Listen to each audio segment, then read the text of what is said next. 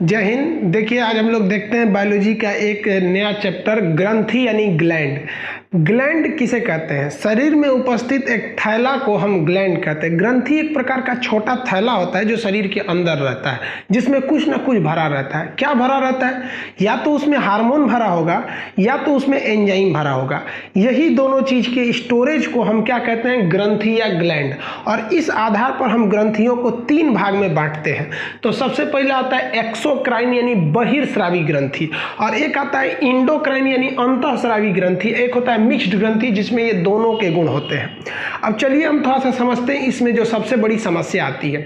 लड़कों को लगता है कि बहिर्स्रावी ग्रंथि शरीर के बाहर होगी और अंतःस्रावी ग्रंथि शरीर के अंदर होगी। भाई ऐसा कुछ नहीं है, दोनों ही ग्रंथियां शरीर के अंदर ही रहती है।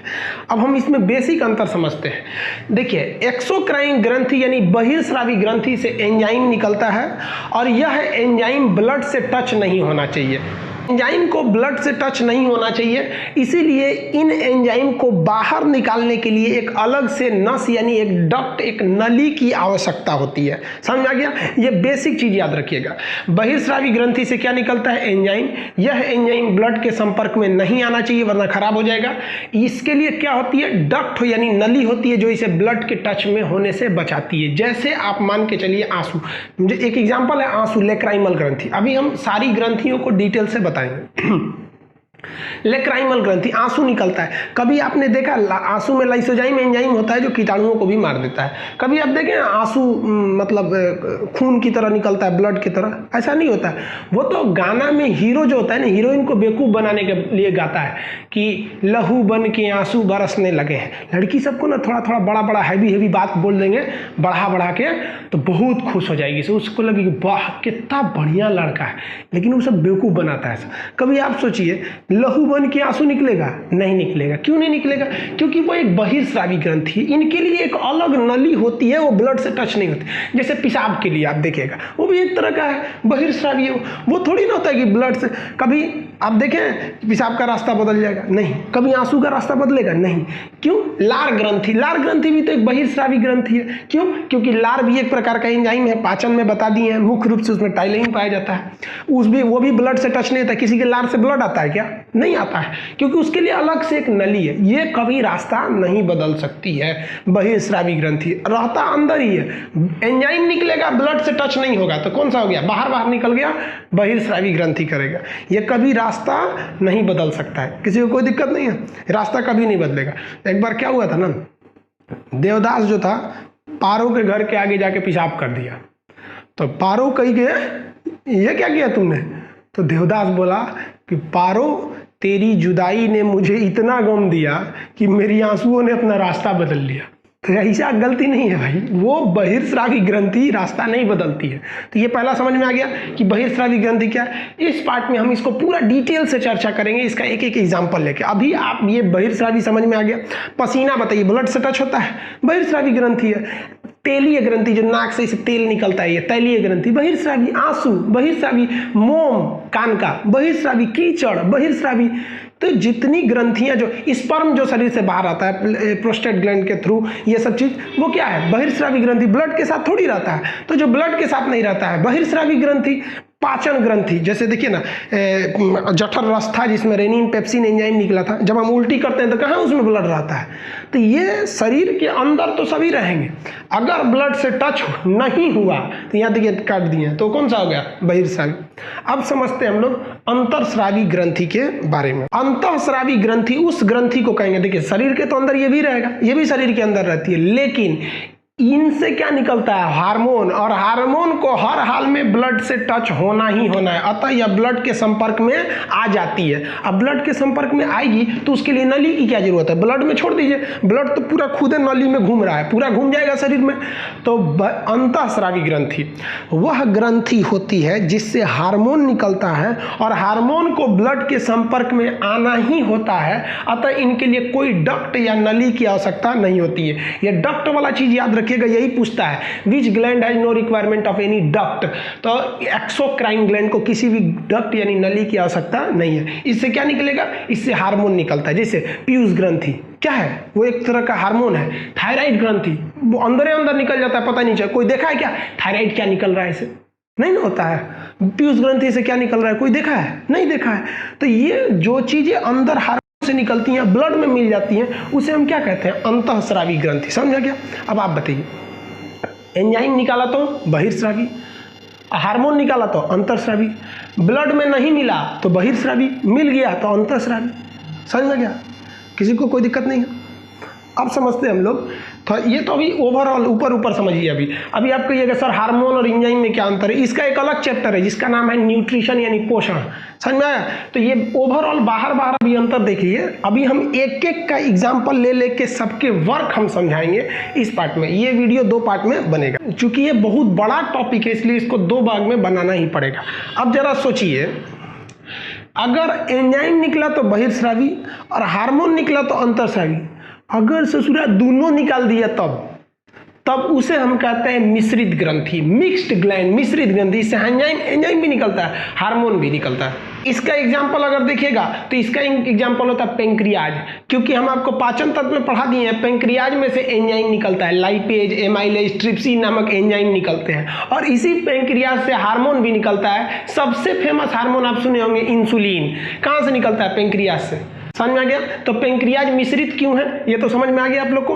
अब आप अंदाजा लगा लिए होंगे कि बहिर्स्रावी अंतःस्रावी में क्या अंतर। हम 2-4 आपको एग्जांपल देते हैं, आप बताइएगा। थूक क्या है? ये लार जो निकलता है बहिर्स्रावी होगा क्योंकि ब्लड से टच में नहीं होता है। आंसू बहिर्स्रावी, कीचड़ बहिर्स्रावी, कान में का वैक्स बहिर्स्रावी, तैलीय ग्रंथि बहिर्स्रावी, पाचन ग्रंथियां बहिर्स्रावी। कहाँ? खून, पाचन जितनी ग्रंथियां पाचन करती हैं कहाँ? खून में निकालती हैं। लार ग्रंथि पाचन करती है, खून निकलता है। पेट में से आपको जठर ग्रंथि बता दी है, रेनिन पेप्सिन निकलती है। कहाँ खून निकलता है? अगर विश्वास नहीं तो उल्टी करिए, अगर खून निकलेगा तो समझ जाएंगे कि पेट में खून भी बन रहा था।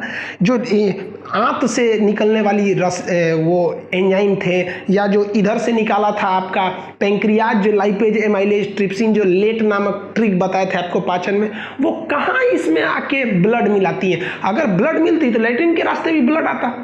तो ये जो ब्लड से टच नहीं रहती है वो हो गई बहिर्स्रावी, टच में हो गई तो अंतःस्रावी। समझ गया? अंतःस्रावी में हार्मोन, बहिर्स्रावी में एंजाइम। अब एक एक को अलग अलग करके समझते हैं। पार्ट 1 में हम लोग पूरा एक्सोक्राइन ग्लैंड यानी बहिर्स्रावी कंप्लीट करेंगे। आप इसका एक स्क्रीनशॉट लीजिए, हम आपको एक एक डिटेल करके समझाएंगे। गारंटी आपको ग्रंथि नामक चैप्टर में कोई प्रॉब्लम नहीं आएगी। तो हम लोग देखते हैं, स्टार्ट करते हैं ऊपर से ऐसे नीचे चलते चलेंगे। सबसे पहले आता है आपका सेरुमीन ग्रंथि। देखिए इंग्लिश हिंदी दोनों यही होता है, कुछ कुछ नाम होते हैं जो नहीं बदलता है। जैसे राम का नाम इंग्लिश में भी वही होगा, हिंदी में भी वही होगा। और ज़्यादातर बायोलॉजी में आप 100% सोचिएगा उसका हिंदी हो जाती है, ये काफ़ी टफ हो जाता है।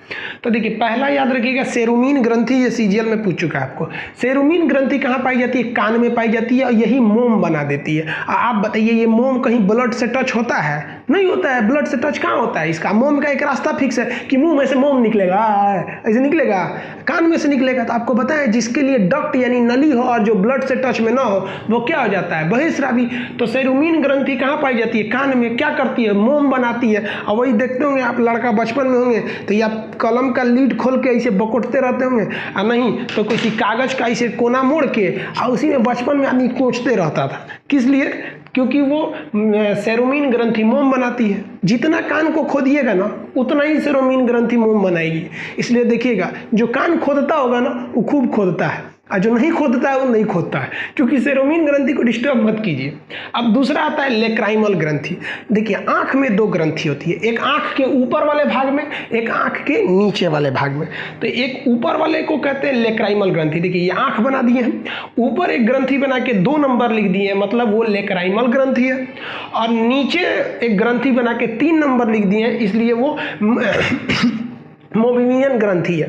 तो ये नंबरिंग से आप समझिएगा। तो पहले हम ऊपर वाला समझते हैं, लेक्राइमल ग्रंथि। ये कहाँ पाई जाती है? तो आंखों के ऊपरी भाग में पाई जाती है। इसका काम क्या है बाबू? तो आंसू का निर्माण करना। किसका निर्माण करना? आंसू यानी टीयर का निर्माण करना। क्वेश्चन पूछेगा आंसू में कौन सा एंजाइम? तो लाइसोजाइम एंजाइम। आप बताइए क्या आंसू ब्लड से टच होता है? नहीं होता है, तो ये आंसू का निर्माण करती है। अब आगे देखते हैं हम लोग, आंखों का ये जो कोना वाला भाग है ना, इस कोना में अब देखिएगा ना एक मांस लटकते रहता है, एकदम नाक के पास कोना वाला देखिएगा ना एक मांस होता है छोटा सा, उसे हम लोग कहते हैं पंकटम। क्या कहते हैं? पंकटम कहते हैं। वही आंसू को स्टोर कर लेता है। ज्यादा आंसू रहेगा तो टपक जाएगा और कम रहेगा तो स्टोर कर लेगा। तो ये नाक, दोनों नाक के पास यहाँ देखिएगा ना तो मांस छोटा पाया जाएगा, उसे क्या कहते हैं? पंकटम कहते हैं। वो आंसू को स्टोर करता है और यही क्या करता है पंकटम, नाक में आंसू को भेज देता है। इसलिए देखिएगा अगर कोई रोएगा ना तो नाकों बहने लगता है, एकदम पूरा एकदम छीछा लेदर कर देता है रो के। तो ये रोने वाला चीज हो गया। तो आंसू में कौन सा एंजाइम? Lysozyme enzyme. ये कहाँ पाया जाएगा? ऊपर। देखिए समझने के लिए हम यहाँ क्या लिख दिए हैं? 2। अब समझते हैं थोड़ा नीचे वाला पे। तो आँख के नीचे ऐसे निकाल के देखिएगा एक मांस का लोथड़ा पाया जाएगा।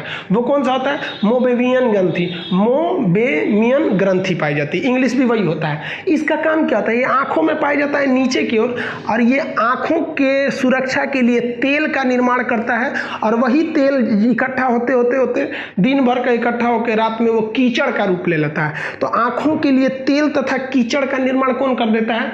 मोबेमियन ग्रंथि। ये क्या करते हैं? कीचड़ का निर्माण करती है। सुबह में उठ के ऐसे जब बकोट उकोट के फेंक देता है, एक को तो एक कटोरा फेंकता है। अब छोटका लड़का को देखिए ना, स्कूल चल जाएगा, अब प्रेयर में खड़ा रहेगा, निकालते रहेगा। तो छोटे बच्चों में होता है, आप लोग भी किए होंगे। तो ये हो गया आपका ऊपर से देखते हैं हम लोग। तो पहला हम लोग कान देख लिए, आंख में 2 ग्रंथियां देख लिए। अब आगे समझते हैं नाक में भी देखिए। अब नकिया का ये जो ऊपर वाला भाग देखते हैं ना, इसमें भी कुछ ग्रंथियां होती हैं। तो ध्यान से समझते हैं आगे।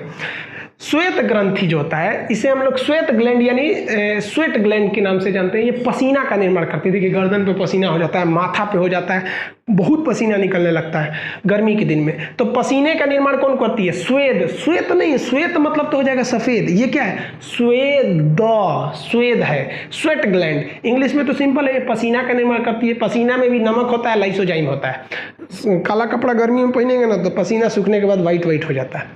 अब देखिए, ये तो हम पसीना आपको एक्सक्रेटरी सिस्टम में भी पढ़ाए हैं। सेबेकस ग्रंथि, इसको याद रखिएगा, तैलीय ग्रंथि। सेबेकस ग्रंथि, तैलीय ग्रंथि नाक के ऊपर पाया जाता है। ज्यादातर ये नाक के ऊपर पाया जाता है, बहुत जगह पाए जाते हैं। त्वचा को ना ये सॉफ्ट रखते हैं, मोम रखते हैं। देखिए ये सीबम का निर्माण करते हैं। सीबम क्या होता है? एक प्रकार का सॉफ्ट पदार्थ होता है जो त्वचा को चिकना रखता है, एकदम चिकना रखेगा, इसे सीबम का निर्माण करेगा। समझा गया? वो कहाँ पाए जाते हैं? नाक के ऊपर। आप सो के उठिएगा ना तो पचर पचर हुआ रहेगा नाक, उसी को कहते हैं ओ माई गॉड माई ऑयली स्किन। लड़की सब ना उस पर क्रीम पोतती है सब। अरे तरीका, तो क्रीम पोतेगी तो नहीं निकलेगा, लेकिन अंदर बनना थोड़ी छोड़ देगा, बनेगा। अब वही 6 महीना बाद इतने फोड़ा निकलेगा, कहेगा oh my God my all beauty has destroyed due to this heavy pimples. लो सोचा तू ही ना पोती थी उसको। तो ये सब नहीं करना चाहिए, नेचुरल रहना चाहिए एकदम इंसान को। तो सेबेकस ग्रंथि, देखिए जानवरों में ना ये सेबेकस ग्रंथि ज़्यादा पाई जाती है। गाय वगैरह देखिएगा ना, उसका शरीर एकदम चिकना रहता है। क्यों? क्योंकि उसमें सीबम बना रहता है। कौवा वगैरह को देखिएगा ना, पक्षियों का पंख एकदम चिकना रहता है। क्वेश्चन भी पूछता है, पक्षी भीगते नहीं है क्योंकि पंख पर क्या पाया जाता है? मोम पाया जाता है। और वो मोम कहाँ से बन जाता है? सेबेकस ग्रंथि ये सब के द्वारा, सेबेकस ग्रंथि वगैरह उसको बना देती हैं सब, मोम वगैरह का। तो ये समझ में आ गया आपको। अब कुछ ग्रंथियां हम आपको पाचन तंत्र में ऑलरेडी पढ़ा दिए थे। समझ में आ गया? कौन कौन सी ग्रंथि पढ़ा दिए थे हम ऑलरेडी? देखिए पढ़ा रहे थे तो आपको स्लेवरी ग्रंथि, लार ग्रंथि पढ़ाए थे। अगर आपको इसके बारे में डिटेल से देखना है तो पाचन तंत्र देखिए, 4 प्रकार का एंजाइम निकले था। अब हम इसमें उसकी चर्चा नहीं करेंगे। स्लेवरी ग्रंथि यानी लार ग्रंथि, ये 4 प्रकार की इससे क्या निकलते हैं? आपके पाचक एंजाइम निकलते हैं। तो इससे क्या निकलता है? पाचक एंजाइम। डिटेल से समझना है तो पाचन तंत्र के चैप्टर में। अब देखिए, खाना जब मुंह के अंदर चला गया पेट में, तो याद कीजिए पेट में कौन सी ग्रंथि थी? जठर ग्रंथि, गैस्ट्रिक ग्लैंड। जठर ग्रंथि या गैस्ट्रिक ग्लैंड। और उससे क्या निकला था? जठर रस। याद कीजिए, आपको जठर रस में कितने एंजाइम? 2। तो पाचक एंजाइम का नाम क्या था? जठर एंजाइम। जठर रस यानी जठर एंजाइम में कितने एंजाइम? 2, रेनिन और पेप्सिन। आप वीडियो को रोकिए एक सेकेंड के लिए और पॉज कीजिए और कमेंट में लिखिए कि रेनिन किसको पचाता है और पेप्सिन प्रोटीन को किस में तोड़ता है। समझ में आ गया? देखिए आगे, अब देखिए ये तो हो गए गैस्ट्रिक ग्लैंड। गैस्ट्रिक ग्लैंड जो होते हैं सब, गैस्ट्रिक ग्लैंड यही दोनों का काम करते हैं। ये रेनिन हो गया, ये पेप्सिन, ये दूध को पचा देगा, ये प्रोटीन को। कभी कभी यह गैस्ट्रिक ग्लैंड उतना अच्छा से काम नहीं करता है। जब उतना अच्छा से काम नहीं करेगा तो रेनिन नहीं बनेगा, पेप्सिन नहीं बनेगा, अतः यह पाचक एंजाइम नहीं बनेंगे, तब पेट में खाना अच्छा से पचेगा नहीं, तो आदमी को धुआं ढेकार आता है। तो डॉक्टर से कहते हैं लोग, डॉक्टर साहब धुआं ढेकार आ रहा है, गोए गोए बोल रहा है पेट। अरे भाई गोए गोए काहे बोल रहा है, थोड़ा गैस्ट्रिक ग्लैंड गड़बड़ है। तो डॉक्टर भी समझा देता है कि आपको गैस्ट्रिक का बीमारी हो गया है, गैस्ट्रिक का। ई लीजिए पचनोल, डाइजीन, हजमोला, चबाते रहिए। समझ में आ गया? तो ये हो गई आपकी ग्रंथि। आप ये बहिर्स्रावी, आप देखिए इसमें भी ब्लड नहीं होता है। अगर ब्लड होता तो उल्टी करते तो ब्लड आता। लार ग्रंथि में भी ब्लड नहीं होता है। समझ में आ गया? तो आप इसका स्क्रीनशॉट लीजिए। अभी और भी बहिर्स्रावी ग्रंथियां हैं, उनको डिटेल से समझाते हैं। देखिए अगला बहिर्स्रावी ग्रंथि देखते हैं, म्यूकस ग्रंथि। म्यूकस क्या होता है? एक चिपचिपा पदार्थ का निर्माण करता है। ये कई जगह निर्माण होते हैं, भोजन को निगलने में भी मदद करते हैं। बड़ी आंत में जो मलाशय होता है वहां भी म्यूकस का निर्माण होता है। तो ये कई जगह चिपचिपे पदार्थ का निर्माण करते हैं जो ब्लड से टच नहीं होते हैं, म्यूकस। अब सबसे महत्वपूर्ण हम समझते हैं लीवर के बारे में, बहुत इंपॉर्टेंट है, इसलिए इसको एकदम ध्यान से समझिएगा। लीवर को हम लोग यकृत, उर्दू में इसको जिगर कहते हैं। उर्दू में क्या कहते हैं? जिगर। अब ध्यान दीजिए, इसके बारे में समझिए। सबसे पहले लीवर किस कोशिका का बना होता है? तो इसमें दो तरह की कोशिका पाई जाती है। पहला जो कोशिका होती है हेपेटिक कोशिका, दूसरा होती है Kupffer cell. Hepatic cell and Kupffer cell. देखिए कहेगा कि यकृत किसकी बनी होती है? तो हेपेटिक सेल की, और यही हेपेटिक सेल खराब होने लगता है तो हेपेटाइटिस नाम की बीमारी हो जाती है। यकृत जो है ना सबसे बड़ी ग्रंथि है। और कौन सी ग्रंथि है बाबू ये? तो ये बहिर्स्रावी ग्रंथि है। ये उदर गुहा, उदर मतलब होता है पेट, गुहा मतलब खाली जगह। तो पेट का जो अंदर खाली जगह था उसी में भगवान ने इसको सेट कर दिया। और ये दाहिनी ओर पे सेट है। यहाँ पर क्या है? लीवर सेट है। यह इसकी सबसे बड़ी विशेषता, ध्यान से समझिएगा, ये अपने क्षतिग्रस्त अंगों को ठीक कर सकती है। ये बहुत खतरनाक, इसको अगर काट पीट दीजिएगा तो अपने से सही हो जाएगा। क्यों? क्योंकि इसमें सबसे तेजी से कोशिका विभाजन होता है। हम कोशिका चैप्टर में पढ़ाएंगे कि ब्रेन में कोशिका विभाजन होता ही नहीं है, तो इसमें कोशिका विभाजन सबसे तेजी से होता है। अब किसी को इसे दाहिनी ओर चाकू मार दीजिएगा ना तो उसका लीवर कट जाएगा, वो जाएगा इसे कहेगा डॉक्टर साहब छील दीजिए, लीवर कट गया। तो इधर नहीं मारना चाहिए, इधर बाईं ओर, मतलब बाईं ओर लग गया ना तो फिर ज़्यादा दिक्कत आ जाएगा। दाहिनी ओर क्या होता है? लीवर होता है, वो अपनी क्षतिग्रस्त कोशिकाओं को स्वतः ठीक कर सकता है। अब बात करते हैं यकृत कुछ चीज़ों को निर्माण करता है। क्या करता है निर्माण? तो देखिए ध्यान से, ये फाइब्रिनोजेन और प्रोथ्रोम्बिन नामक प्रोटीन बनाता है। ये दोनों प्रोटीन मिलकर ब्लड को जमा देते हैं। अगर कहीं ब्लड कट गया ना तो वहां देखिएगा जम जाएगा ब्लड आके। कभी सोचें कि शरीर के अंदर जम गया तब क्या होगा? तो ये ब्लड को जमाने का काम करता है। कटने के बाद अब ये पगला है सभी, सब शरीर के अंदर वो जमा देंगे सब, तो इसलिए ये लीवर ना एक हेपरिन बनाता है। ये हेपरिन कहता है कि रे बकलवा, शरीर के अंदर जमने मत देना, कट जाए तब जमाना। तो ये जमने से रोकता है, ये जमाता है। एल्बुमिन भी ब्लड के अंदर काम आता है। ये ब्लड चैप्टर में हम इन चारों के बारे में एकदम डिटेल से बताएंगे कि इनका काम क्या होता है। एल्बुमिन हो गया, थ्रोम्बिन हो गया, फाइब्रिनोजेन हो गया या हेपरिन हो गया। अब आगे समझिए ध्यान से, और किस चीज का निर्माण करता है ये? तो ये कई चीजों का निर्माण करता है। एक बिलिरुबिन का निर्माण करता है। बिलिरुबिन क्या होता है? तो ये एक पीले रंग का पिगमेंट होता है बिलिरुबिन, जो लेट्रिन के रंग को पीला कर देता है। लेकिन कभी कभी लीवर काम अच्छा से नहीं करता है ना, तो ये बिलिरुबिन की मात्रा बहुत बढ़ जाती है, जिससे कि पूरा शरीर पीला हो जाता है।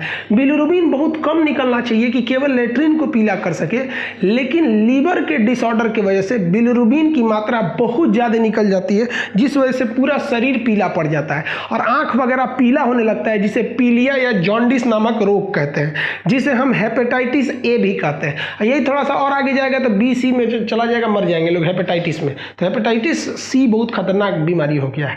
तो ये हो गया आपका बिलिरुबिन। दूसरा एक और कलर का निर्माण करता है, उसको ध्यान से देखिएगा, बिलीवर्डिंग। वो बिलिरुबिन है, आइए क्या है? बिलीवर्डिंग है।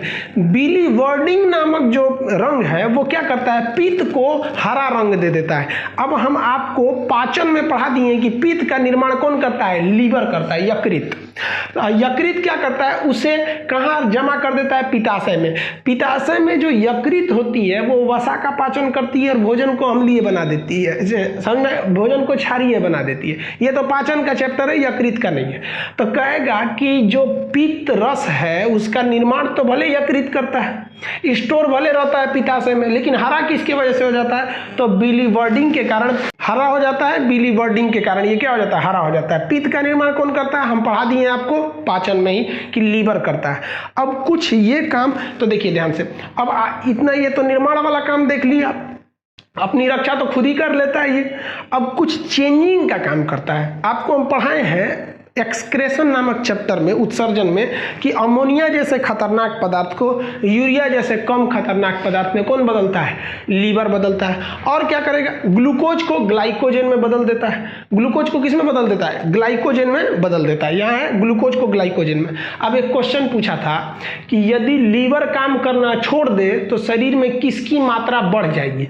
ऑप्शन में था फाइब्रिनोजेन। तो फाइब्रिनोजेन की मात्रा बढ़ेगी थोड़ी ना, इसको तो बना रहा था लीवर, लीवर चला जाएगा तो ये भी घट जाएगा, प्रोथ्रोम्बिन भी घट जाएगा, हेपरिन भी घट जाएगा, एल्बुमिन भी घट जाएगा, ये सब घट जाएंगे सब। लीवर अगर काम करना छोड़ दे तो ग्लूकोज को आप ग्लाइकोजन में नहीं बदल सकते हैं, इसलिए शरीर में किसकी मात्रा बढ़ जाएगी? ग्लूकोज की। तो याद रखिएगा लीवर खराब होने से ग्लूकोज की मात्रा बहुत ज़्यादा बढ़ जाती है। लीवर किस रूप में एनर्जी को जमा रखता है? ग्लाइकोजन के रूप में। और क्या काम करता है? लीवर जो होता है ना, कार्बोहाइड्रेट को फैट में बदल देता है, वसा में बदल देता है। इसलिए खूब खाइए कार्बोहाइड्रेट, खूब खाइए दबा के, लीवर उसको फैट में बदलेगा। धीरे धीरे मोटा आके एकदम जेसीबी मशीन हो जाइएगा। और खाइए तब उसको कोलेस्ट्रॉल में बदलेगा। तो भाई खा रहे हैं तो खर्चा भी तो करिए। केवल खाइए कार्बोहाइड्रेट, फैट बनाएगा, और खाइए फैट बनाएगा। खर्चा नहीं करिएगा ना तो कोलेस्ट्रॉल बना देगा, ये कोलेस्ट्रॉल आपको खर्चा कर देगा, मतलब हार्ट अटैक आएगा, आप मर जाएंगे। तो हार्ट अटैक का कारण क्या होता है? कोलेस्ट्रॉल होता है। समझ में आ गया आप लोगों को? कहेगा कि कोलेस्ट्रॉल की सर्वाधिक मात्रा कहाँ पाई जाती है? तो लीवर में। याद रखिएगा, कोलेस्ट्रॉल की सर्वाधिक मात्रा लीवर में पाई जाती है। तो कोलेस्ट्रॉल की सर्वाधिक मात्रा कहाँ पाई जाती है? लीवर में। अब ध्यान से इसको समझिएगा, जहर दे के मारिएगा या ज़्यादा शराब पी लिएगा तो व्यक्ति मर जाता है, और उससे क्या खराब हो जाता है? लीवर। तो यहाँ हम स्पष्ट लिखे हैं, जहर या शराब से यह नष्ट हो जाता है। अब यहाँ बात समझने वाली ये है कि आदमी मर कैसे जाता है। देखिए, हमारी जो लीवर होते हैं उसमें एक विशेष प्रकार की कोशिका पाई जाती है जिसे हम कहते हैं कूपर सेल या कूपर कोशिका के नाम से जाना जाता है। कूपर कोशिका क्या करती है? जितना भी आप हानिकारक पदार्थ खाएंगे, जहर, बैक्टीरिया, वायरस, शराब, उसको वो निगल ले जाएगा। कहेगा इधर इधर, तो निगल लेता है। तो आप शराब पिएंगे तो वो निगल लेता है, जहर खाते हैं वो निगल लेता है, और निगलने के बाद कूपर सेल मर जाता है। कूपर सेल की कुछ संख्या मर जाती है। तो मर गया तो टेंशन क्या? क्यों टेंशन नहीं? क्योंकि हम स्पष्ट लिखे हैं कि लीवर अपने क्षतिग्रस्त अंगों का निर्माण खुद ही कर लेता है। तो कूपर सेल, शराब पीजिएगा ना तो मरेगा, फिर ठीक हो जाएगा, दूसरा बन जाएगा, या बीमार पड़ेगा तो ठीक हो जाएगा। लेकिन भाई किसी चीज़ की एक क्षमता होती है ना, मार सुबह शाम उठौना किए हैं, मार ढकर ढकर पीजिएगा तो मरबे करिएगा, लीवर खराब हो जाएगा। और क्या होता है कि अगर जहर थोड़ा मोड़ा रहेगा तो ठीक है, अब पूरा उमज के पी गए ना हार्ड जहर, तो कूपर सेल के साथ साथ लीवरों खत्म हो जाएगा। तो ये जहर दे के अगर किसी व्यक्ति को मारा जाता है तो उसकी लीवर की जांच की जाती है। अगर उसके लीवर में कूपर सेल क्षतिग्रस्त पाया गया तो डॉक्टर समझ जाता है कि यह व्यक्ति को जहर देकर मारा गया है। समझ में आ गया? तो ये कूपर सेल कहाँ पाया जाता है? तो आप बताइएगा कहाँ पाया जाएगा? लीवर में। अब देखिए ध्यान से, जब बच्चे, हमको सबको पता है कि जो हम लोग के शरीर में ब्लड बनता है, ये ब्लड कहाँ बनता है? हड्डियों में बनता है। लेकिन सोचिए, जो बच्चा अभी माँ के पेट में है, पैदा नहीं हुआ है, उसे क्या कहते हैं? भ्रूण कहते हैं, एम्ब्रॉय कहते हैं। उस अधूरा में हड्डी कहाँ है? छोटका बच्चों में हड्डी कहाँ रहता है? तो छोटा मोटा नरम नरम हड्डी रहता है सब। अब बताइए, जो भ्रूण है, यानी भ्रूण किसे कहा जाता है? जो बच्चा अभी अपनी माँ के पेट में है, 9वें महीना में भी रहेगा ना, भले मान लीजिए कि बच्चा 2 घंटा में पैदा होने वाला है, जब तक पैदा नहीं हुआ तब तक आप उसे क्या कहेंगे, भ्रूण या एम्ब्रॉय कहेंगे। तो एम्ब्रॉय अवस्था में जो आरबीसी यानी जो ब्लड बनता है वो उसके कहाँ बनता है, लीवर में, लीवर के मीसोडर्म में, ध्यान से समझेंगे, लीवर का पार्ट है, मीसोडर्म सेल है उसका एक प्रकार का, तो ये लीवर में बनता है, समझ में गया। तो कहेगा कि मानव में, हम लोग में ब्लड कहाँ बनता है, तो हड्डियों के अस्थि मज्जा, बोन मैरो में, लेकिन भ्रूण अवस्था में जो छोटा बच्चा माँ के पेट में है उसमें कहाँ बनेगा, लीवर में, और स्पेशली कहेगा लीवर में कहाँ, तो लीवर के पार्ट के मीसोडर्म में बनेगा। समझ में आ गया आपको। ये ग्रंथि का टोटल, ये बहिर्स्रावी ग्रंथि थी, इसमें आपको कंप्लीट बता दिए बहिर्स्रावी ग्रंथि के बाद। अब इसके बाद पार्ट 2 में हम आपको अंतःस्रावी ग्रंथि और मिश्रित ग्रंथि पढ़ा देंगे। आप इसका एक स्क्रीनशॉट ले लीजिए। देखिए बाबू, जिस तरह से बड़े शहर में एक चौराहा होता है, वह चौराहा सारे शहर के सभी जगहों को कनेक्ट करता है, उसी तरह हमारी बॉडी में चौराहा का काम करता है लीवर। ये हर चीज़ में अपनी मुख्य भूमिका निभाता है। पाचन में भी देखें आप लोग, और ये रक्त को भी, रक्त में भी नियंत्रित करता है, फाइब्रिनोजेन इत्यादि को बना के एब्जॉर्प्शन का भी काम करता है। तो ये कई चीज़ों को नियंत्रित करता है, अतः इसको बचा के रखना ज़रूरी है।